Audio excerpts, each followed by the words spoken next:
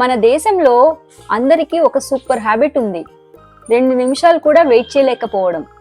Traffic signal అయినా, క్యూలో అయినా, లిఫ్ట్లో అయినా, ట్రైన్లో అయినా మన బ్రెయిన్లో ఒకటే బ్యాక్గ్రౌండ్ మ్యూజిక్, నేను ముందు అని.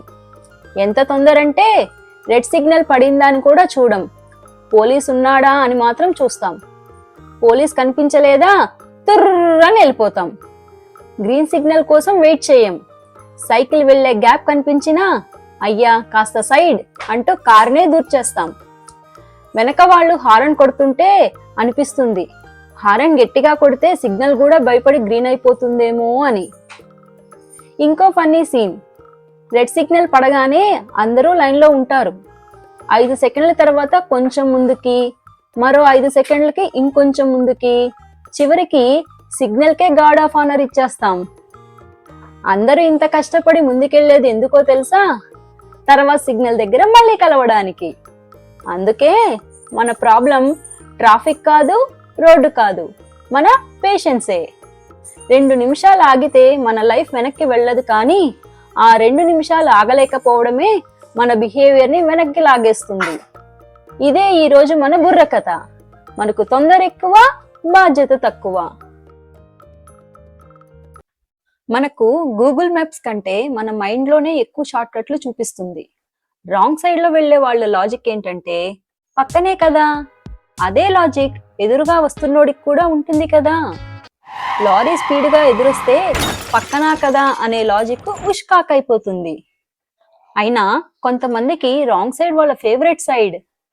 రోడ్ రూల్స్ బ్రేక్ చేసి 2 నిమిషాలు సేవ్ చేద్దాం అనుకుంటాం, కానీ దాని ద్వారా అరగంట ట్రాఫిక్ జామ్ క్రియేట్ చేస్తాం. ఇక్కడ రోడ్డు చిన్నది కాదు, మన పేషెన్స్ చిన్నది. షార్ట్ కట్ లో కాదు, సేఫ్టీలోనే అసలు స్మార్ట్నెస్ ఉంది. క్యూలో నిలబడ్డం మనకి పనిష్మెంట్ లా అనిపిస్తుంది. క్యూలో కనిపించగానే మనకి బ్రెయిన్ లో ఫస్ట్ క్వశ్చన్, షార్ట్ కట్ ఏదైనా ఉందా? రైల్వే స్టేషన్ లో క్యూ కట్, టెంపుల్లో దేవుడి కన్నా ముందు షార్ట్ కట్టే కనిపిస్తుంది. బఫెట్ దగ్గర నో క్యూ. క్యూని ఒక మనిషి కట్ చేశాడా, వెనకాల ఇంకో 4 మనోడే కదా అంటూ ఫాలో అయిపోతాం. మన దేశంలో క్యూలో నిలబడే వాళ్ళ కంటే అన్నా ఒక్క నిమిషం ప్లీజ్ అనేవాళ్లే ఎక్కువ. ఏటీఎం క్యూలో 10 నిమిషాలు మొబైల్ స్క్రోల్ చేస్తామా, కౌంటర్ దగ్గరికి వెళ్ళాక అయ్యో నా కార్డ్ ఎక్కడా అని వెతుకుతాం. బఫెట్ దగ్గర అయితే తినేది ఇద్దరికైనా, పెట్టుకునేది మాత్రం వీకెండ్కి సరిపడా. బస్ ఎక్కేటప్పుడు ముందు దిగే వాళ్ళని దిగనిస్తే మన టికెట్ ఎక్కడ క్యాన్సిల్ అయిపోతుందో అన్నట్లు తొక్కేస్తాం.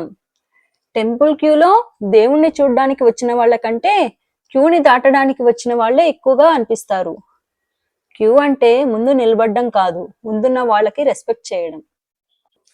కొంతమందికి రిజర్వేషన్ అనే కాన్సెప్టే ఉండదు. కాన్ఫిడెన్స్ ఏ రేంజ్ లో ఉంటుందంటే జనరల్ టికెట్ తీసుకుని రిజర్వ్ కోచ్ లో రాయల్ ఎంట్రీ ఇస్తారు. పొరపాటున టికెట్ చూపించండి, మీ సీట్ నెంబర్ ఏంటి అని అడిగితే నువ్వేమైనా టీటీవా అని రివర్స్ క్వశ్చన్ వేస్తారు. ఇంకొందరైతే ఒక సీటు వాళ్ళది, ఇంకో సీటు వాళ్ళ బ్యాగ్ది, వాళ్ళ కాళ్ళకి ఇంకో హాఫ్ సీట్. చూస్తుంటే ఇది ఫ్యామిలీ ప్యాక్ ఆఫర్ తీసుకున్నట్లుంది. టీటీ కనిపించగానే ఒక్కసారిగా యాక్టింగ్ స్కిల్స్ బయటకు వస్తాయి. కొందరు ఫోన్లో బిజీ, కొందరు కిటికీ బయట నేచర్ చూస్తుంటారు, కొందరు కళ్ళు మూసుకొని నిద్రపోతున్నట్టే యాక్ట్ చేస్తారు. ఇవన్నీ సక్సెస్ కాకపోతే చివరి బ్రహ్మాస్త్రం, అన్నా నెక్స్ట్ స్టేషన్ లో దిగిపోతానన్నా అంటారు.